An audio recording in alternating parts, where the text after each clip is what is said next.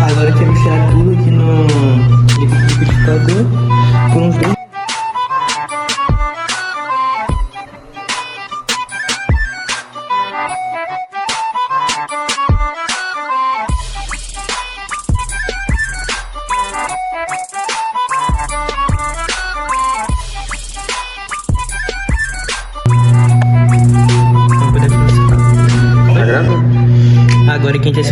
Agora que a gente atingiu uma consistência, vai botar aqui dentro para misturar junto com o biscoito.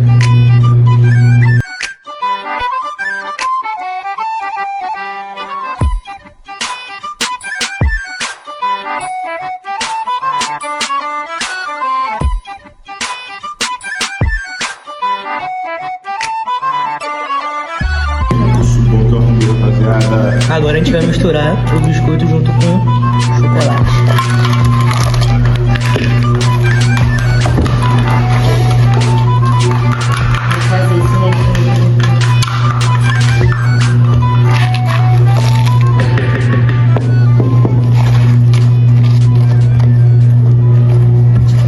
Pode parar agora, tipo. Muito duro pra esse. Será? Bota mais. Mais o quê? Eu sou mais tábua de biscoito já.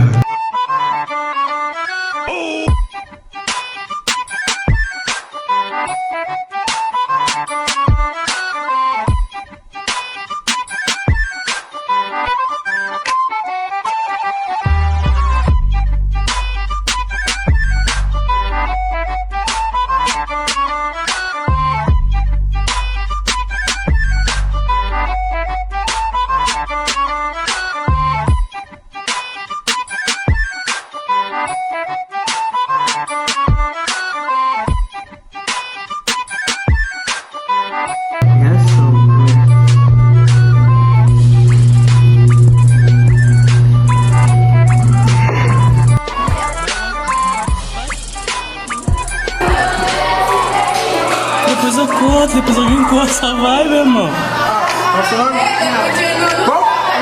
Ah, tá. Lá no fermentador de cabeça que eu ponho lá. A próxima é ela já. Que é isso? Pô, que nojo, é complicado.